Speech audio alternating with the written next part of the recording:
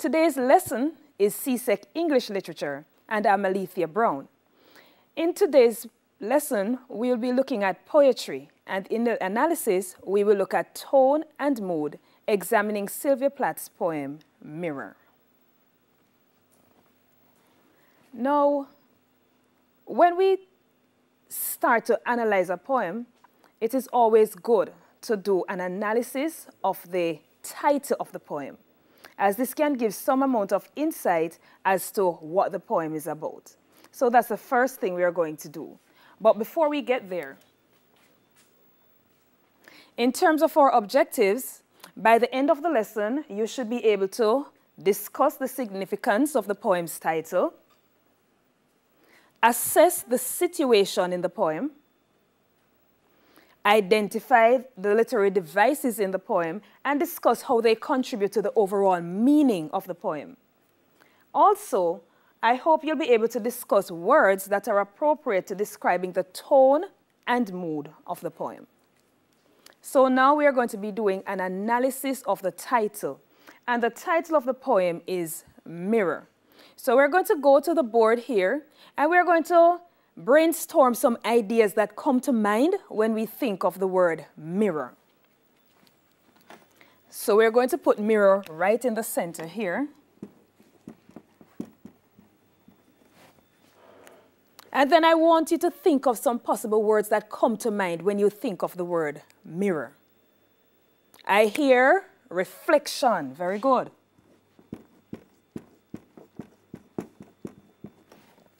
Mirror. Reality. Excellent. You think of image. Good.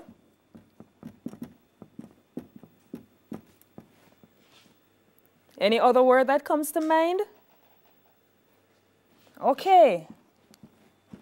Objectivity. Interesting.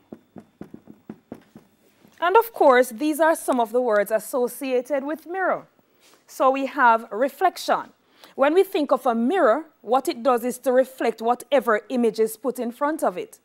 So if you put a teacup in front of a mirror, it's highly unlikely that the mirror is going to reflect a vase with flowers. Whatever you put in front of the mirror is what you're going to see in the reflection. We think image, because that's what a mirror does. It creates images of whatever is put in front of it. Reality. As I said before, you cannot put a cat in front of a mirror and expect to see a lion roaring back at you. Highly unlikely. Unless by some strange, mystic thing that happens. But in the real world, highly unlikely. A mirror gives a true representation of what is put in front of it. And of course, sometimes a mirror calls for introspection. How does that work? Well, sometimes when you look in a mirror, you don't necessarily like what you see. So what you do is to adjust what is on the outside so that what is on the inside can feel better. Did you know that whatever is on the inside reflects on the outside? Of course. Why do you think sometimes people's faces look so miserable and cross and angry? It's because what is on there is chaos on the inside, and so it reflects on the outside. So sometimes when we stand in front of a mirror, we are called to do some amount of introspection. Am I liking what I see here? And if you're not liking what you see on the physical, how can you adjust it so that what is inside is reflected nicely on the outside? So these are some of the ideas that come to mind when we think mirror. So we're going to be looking at the poem now and see how what we have discussed here comes out in the poem, or if these points come out at all. So I'm going to be reading the poem for you now, and then we're going to look at how we can apply the title, the words that we've brainstormed, to the poem itself. So here we begin. I am silver and exact. I have no preconceptions. Whatever you see, I swallow immediately just as it is, unmisted by love or dislike. I'm not cruel, only truthful, the eye of a little God four-cornered. Most of the time I meditate on the opposite wall. It is pink with speckles. I have looked at it so long, I think it is a part of my heart. But it flickers. Faces and darkness separate us over and over. No, I am a lake. A woman bends over me, searching my reaches for what she really is. She turns to those liars, the candles or the moon. I see her back and reflect it faithfully. She rewards me with tears and agitation of hands. I am important to her.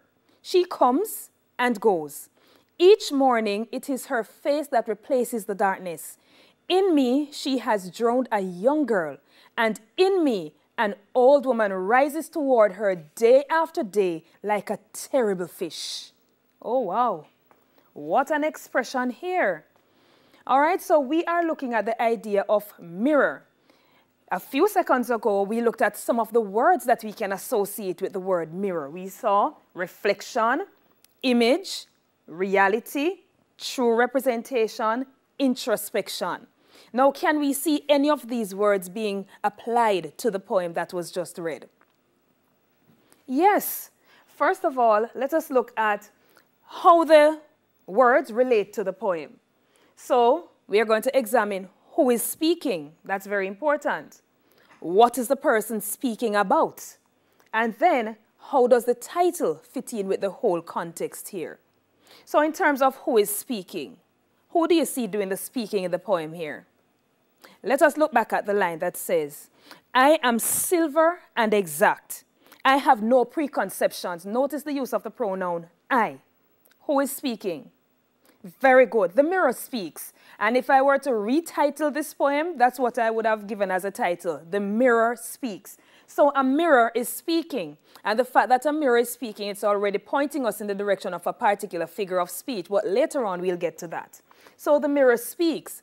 What is the mirror speaking about? The mirror is telling the predicament of a woman.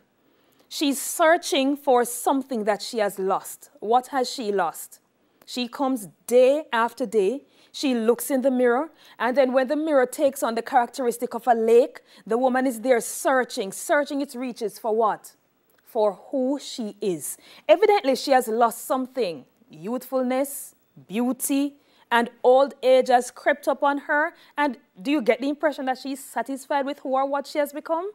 No. So she continues to search, hoping that one day she will go to that lake and maybe see something that is going to remind her of what was in the past. But remember what we said about the mirror. It is a true reflection. It does not lie. What you put in front of the mirror is what is reflected. So is it then possible for this woman who has obviously aged, who has obviously transitioned to another phase of life, is it possible for her now to look in the lake and see a young girl? No, it's pretty much like we said before. You cannot put a cat in front of a mirror and expect to see a lion. What it sees is what it reflects. So how does the title now fit in with the entire poem? Very good. So the mirror is speaking. It tells the predicament of a woman.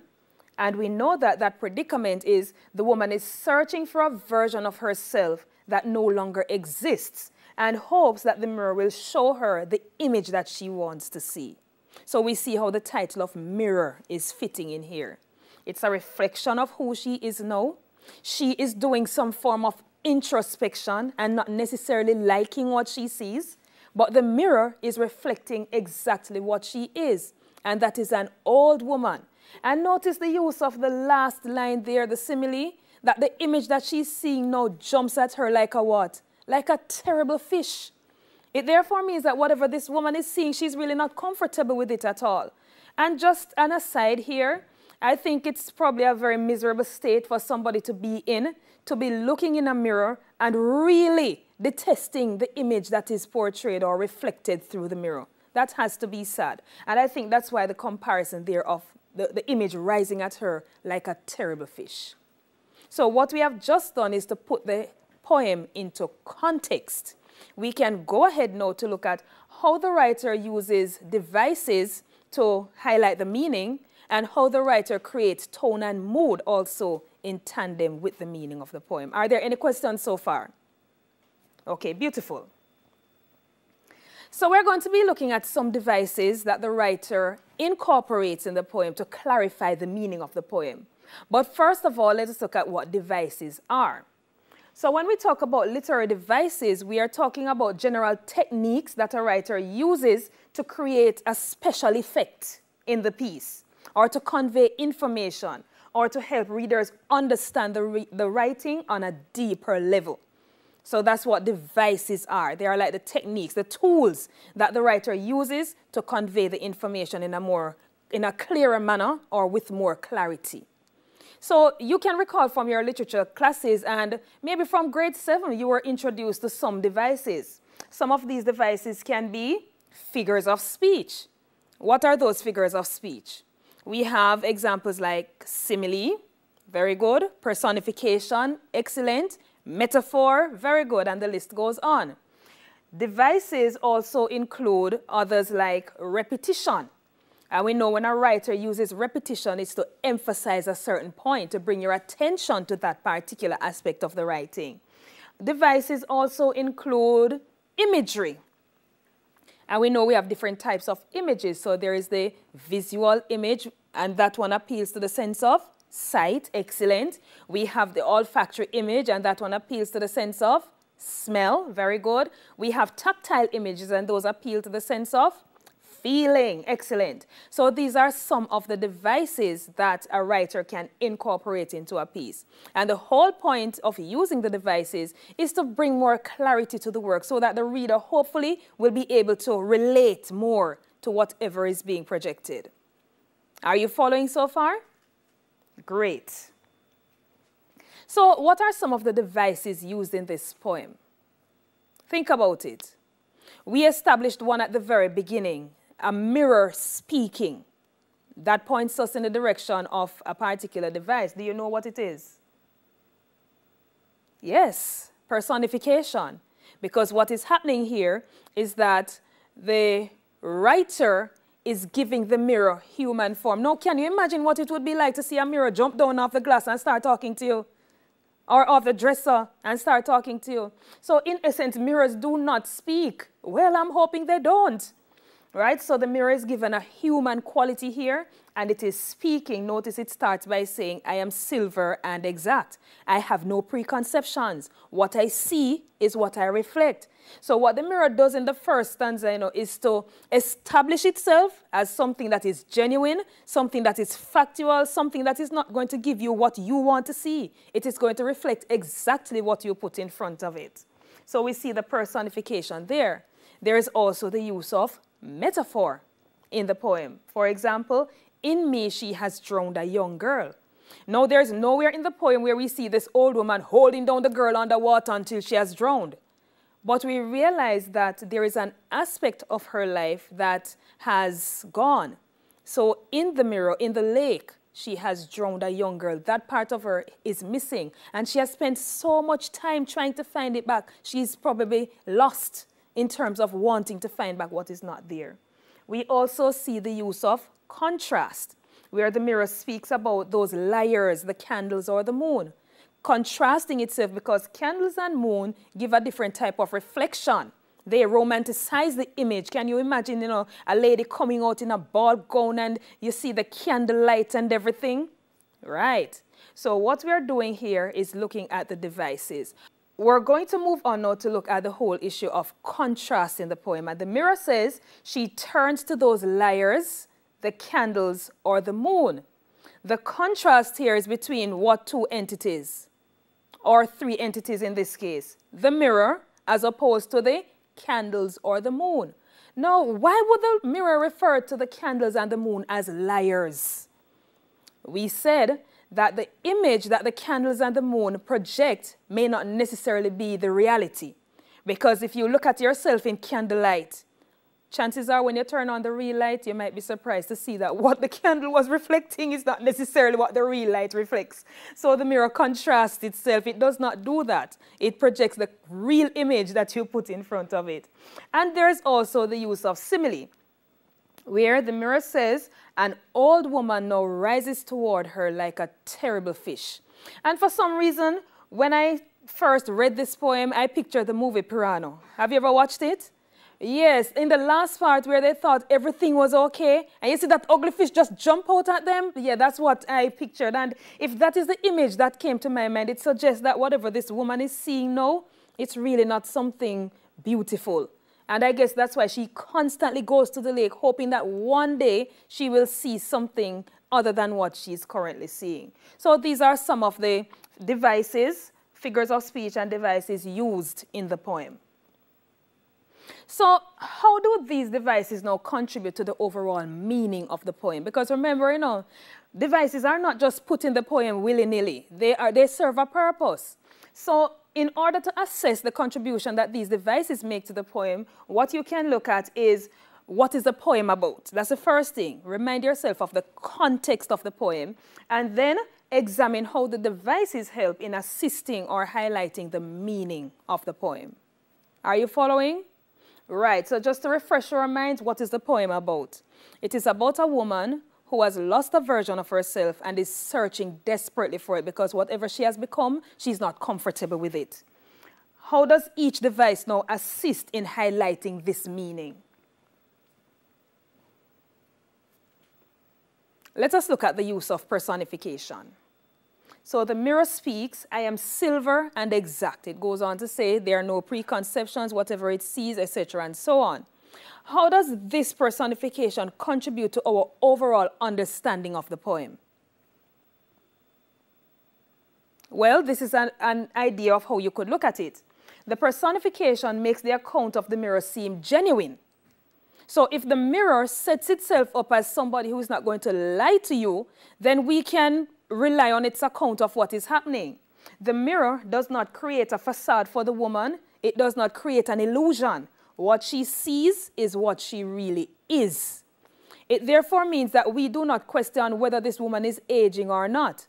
If the mirror sets up itself as somebody who speaks the truth, then what the writer prompts us to do is to accept the mirror's account of what is happening here.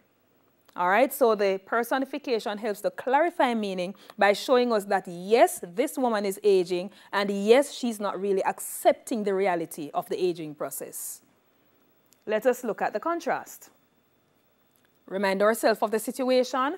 The woman is searching for a version of herself that no longer exists. Remember, when you're assessing the figures of speech or devices, you have to always bear the context in mind, because you have to apply the devices or the figures of speech to the context of the poem. So the woman is searching for a version of herself that no longer exists.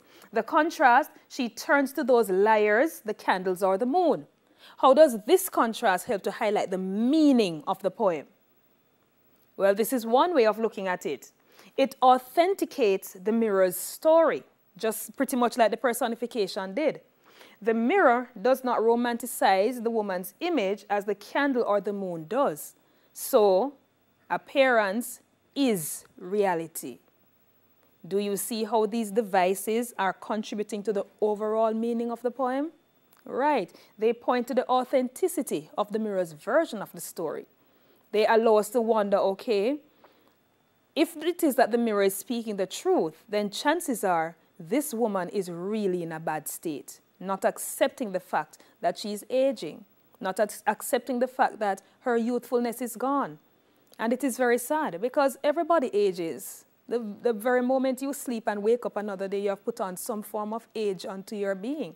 But she's not accepting that at all. So that is what is communicated in the poem. All right, so we have looked at the contrast. We have looked at the personification. You go ahead now and try the simile. How does the simile help to accentuate the meaning of the poem? Write your responses, and remember, you can share them with us.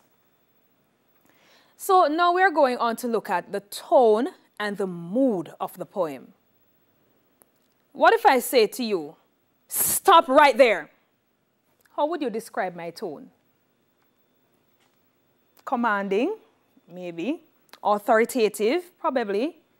Demanding, I guess. So you can detect my tone, but how did you detect my tone? Maybe from my voice, right? The pitch of my voice. Cool. Now what if I had written the same thing on paper? You're not hearing my voice on the paper, so how would you be able to detect the tone? So that's what we're going to be looking at now. So when we talk about tone, and these days with all these emojis and so on going around, we know what mood is. So for example, this one is a mood of, it represents a mood of sadness. That one, definitely a mood of anger. And the other, yeah, yippee! Like, you know, we are doing poetry and we're just happy, woohoo! Yeah, this is where you cheer, because you should be happy doing poetry. All right. So we understand moods, okay. When it comes on to mood, we are talking about the feeling that the poet allows you to have after you have read the story. So mood refers to how you feel after you have read the piece. The writer puts the audience in a particular frame of mind through the representation of the situation and through the choice of words. So that is one way you can detect mood. You look at the choice of words and you look at the context within those words, within which those words are operating. All right? So, having read the poem Mirrors, how does the poem make you feel about the woman and her situation? Do I need to remind you of the situation? A woman not accepting her current position, having aged, having, you know, gone through another phase of life, she's not accepting who she is. Write 2 words that describe your feelings towards her. And ensure that when you have written those 2 words, you can justify them with examples from the story, from the poem rather. So how does a poet make you feel? We're talking about mood now. How you feel having read the poem. All right, let's see if you came up with these answers. Did you come up with a feeling of sadness? I certainly felt sad when I read that poem, like I was almost to the point of tears. All right, maybe I'm exaggerating, but you get where I'm going. It's a feeling of sadness. Maybe also you felt some form of sympathy towards this woman. And if you did, it means that you're connecting with the poem. Because the writer sets the situation of this woman up in such a way that you want to feel sorry for her. Think about it. She goes to the lake day after day. At one point in the poem, the mirror, having taken on the form of a lake, the mirror says the woman comes to it day after day. In fact, it's the first thing it sees in the morning after the darkness of the early morning has passed. The woman is the first thing it sees. She goes there day after day, searching its reaches for something that the lake really cannot give her. And this is very sad. So the image that she sees jumps at her like a terrible fish. So in terms of sadness, now we remember we have to provide our evidence. Very good. So what part of the poem makes you feel some form of sadness for the woman? We can look at line 14. Your books should be open. So go to line 14. It says, "She rewards me with tears and an agitation of hands." Tears, agitation of hands. You know, the shaking, the nervousness. So she turns her back to the lake, and the lake rewards her faithfully. It shows exactly, it reflects her back. That's what the mirror will do. And in the form of the lake, it's going to do the same thing. But the woman now she's a bit nervous now, to turn back and look in the lake because she wants, whenever she turns around, to see something different. Like she's begging the lake, please show me my youthfulness. Show me my beauty that I had when I was young. So she rewards the lake with tears and agitation of hands. So what we see here is that the woman is evidently suffering a deep level of discontentment with who she is. And as such, the reader is prompted to feel sympathy or a mood of sadness. It puts you in a mood of sadness. With regard to the sympathy, we could look at lines 17 to 18. "In me, she has drowned a young girl, and in me, an old woman rises toward her day after day like a terrible fish." Honestly, I feel like I'm going to cry right now. Seriously. This is sad. I really feel sympathetic towards this woman, because she has lost a part of her that she will never get back, and she's not doing too well with it at all. All right, so are you following so far? So what we have done, we have looked at how literary devices contribute to meaning, and now we are looking at how the writer creates tone and mood to also contribute to the meaning of the poem. We said mood speaks about how you feel after you have read the poem. What emotions does the poem evoke from you? I think of myself, sometimes I watch a movie. I remember, for example, when I watched Armageddon. Well, after I watched Armageddon for 12 times, and I cried the 12 times. As you know, that last part when he said, you know, baby girl, I don't think I'm going to make it, and so on, and it's going to explode now. The 12 times I've watched Armageddon, I've cried the 12 times. And I'm not talking about like little tears streaming down. It's like, like that. Because, you know, it evokes that kind of mood. It's sad, it is depressing. And I really feel it for him that he sacrificed himself for the earth. All right, but I'm getting carried away. So the poem creates or evokes a mood of sadness or a mood of sympathy. All right. Let's talk tone now. So mood is how you feel having read the particular work. What does tone refer to? When you talk about tone, when I just started, I gave you a scenario where you were supposed to detect my tone. What is tone? All right, so when we talk about tone, we are talking about the writer's attitude toward the subject matter or the audience. So just to refresh your memory, mood, how you feel. Tone, how the writer feels, or how the speaker in the piece feels. All right? In written composition, it's an attitude of a writer towards a subject or an audience. But you are not hearing the writer, so to speak. So how are you going to detect the tone? Well, just like mood, you have to look at certain elements of the work in order to detect tone. Also, tone can be looked at as a general feeling conveyed through the choice of words. So you see where choice of words become very important when we are assessing the tone or even the mood of a particular piece. How do we detect tone? You look at the voice in the work. There's always a voice. Who is speaking? How does the voice sound in relation to the subject matter? So we established earlier on that the voice in this particular poem is the mirror. So the mirror speaks. Not Sylvia Plath. Sylvia Plath wrote the poem, but she has employed the voice of the mirror to speak to the audience. It's just like you're writing a story. You are the writer of the story, but maybe your character is Jacob. I'm talking about Jacob from the Twilight Saga. I just can't get over Jacob. All right, but I won't get carried away this time. Right, so maybe you are the writer of the story, but Jacob is the one who is relaying the events of the story. It's a similar thing with poetry. So Sylvia Plath is the author or the poet, but in this poem, it's the mirror that is speaking. So how does the mirror's voice sound in relation to the subject matter? Think about it. We can also look at the choice of words in order to detect tone. So depending on the words, if you see words like she shouted, blurted, whispered, crooned, those are some of the words that we can look at that will direct you in the direction of the tone that the writer is using. And also you can look at punctuation marks that are used. Exclamation marks would suggest something different from just the use of full stops. All right, very good. And of course, you can look at devices that the writer uses to convey his or her attitude about the subject matter. So let's go over those.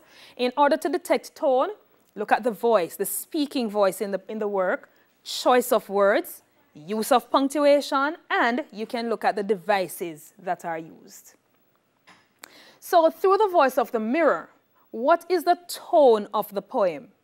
I want you to write 3 words that you could use to describe the tone of the poem. Remember, tone is the speaker's attitude towards the subject matter. All right, so write 3 words that you could use to describe the tone of the poem. Did you come up with detached? That's a very good word right there. You could have also looked at the word frank. The speaker is frank. What is detachment? Before we move on, what is detachment? When we talk about detachment, we are talking about a situation where you're not emotionally connected at all to the topic. All right? You're 2 separate entities and the reality is what it is. So that's what we mean by detachment. You don't get emotionally drawn into it. And we can see, as in the case of the mirror, it is very detached. It just tells you as it is. The woman comes, she looks at me, I cannot give her what what is not there. It's very detached. It's the same thing with the frankness. The mirror says, I'm silver, I'm, four squared, four cornered, the eye of a little God. What you give me is what I reflect. I swallow up the images I see and spit them out. It's very frank. You know, it doesn't get emotionally attached to say, oh, I see this woman and my heart goes out to her because she's aging and she's not doing. No, the mirror tells it as it is. So it's a tone of frankness. We also see the objectivity coming out in, sorry, the speaker's tone. Very objective. What you see is what you get. Now, of course, we have to present our evidence. I tell students all the time, literature is like a courthouse. You cannot present a case without your evidence. You will lose. And when you lose, you end up with a grade 5 or 6. All right, we don't want that. So let's look at the evidence now. So in terms of the detachment in the tone, we can look at the punctuations in this case to assess the detached feeling or the detached tone that the speaker is using.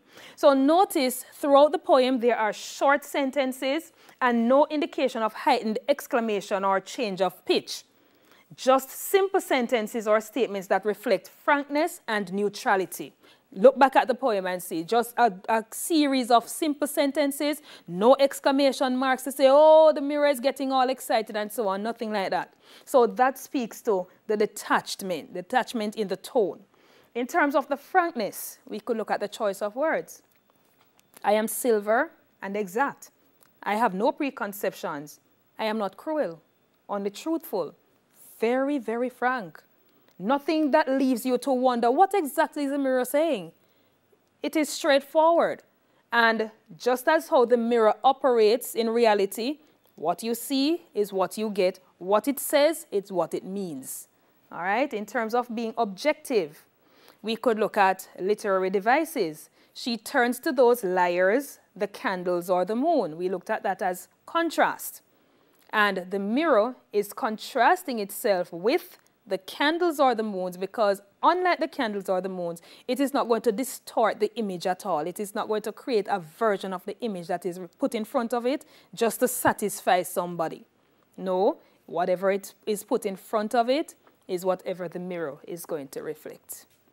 So far we have looked at the use of devices in conveying meaning. We have looked at the creation of mood. And what is mood again? What does mood refer to? Right, the feeling you get having read the piece. We have also looked at how tone contributes to the meaning. Very flat, very neutral, very objective. It therefore leads us to understand that whatever the mirror sees, it reflects. And the reality is, this woman is aging and she just needs to deal with it. So, you know, I couldn't leave without giving you a little follow-up activity. And this is where now you put everything into a nutshell. So this is your question. Show how the poet uses 3 devices as well as tone and mood to emphasize the meaning of the poem. Again, show how the poet uses 3 devices as well as tone and mood to emphasize the meaning of the poem. Now, how are you going to approach this question? Let me put some pointers on the board here. The first thing you would need to do is to establish what the meaning of the poem is. So, 1, what is the poem about?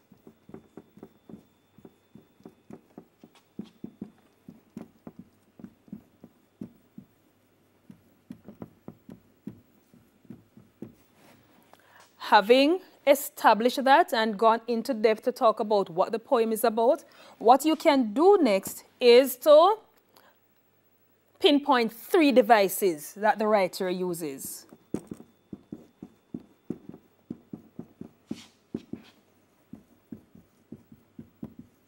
But it's not just to identify the devices though, you know. It's to identify them and to see how they relate to the meaning, how they help to clarify the meaning. So it's pinpointing the devices and assessing how they pertain to the meaning of the poem.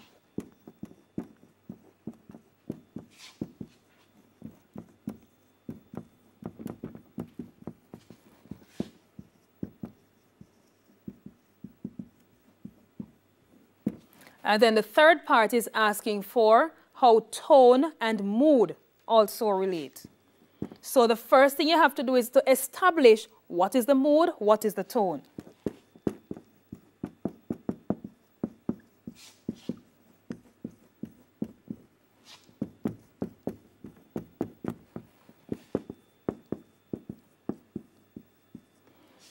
And again, it's not just to say it is a mood of sympathy, it is a mood of sadness. It's not enough. The question says, how do they emphasize the meaning of the poem? So now we have to form that link. So what is the mood? What is the mood? What is the tone? And how do they contribute to meaning?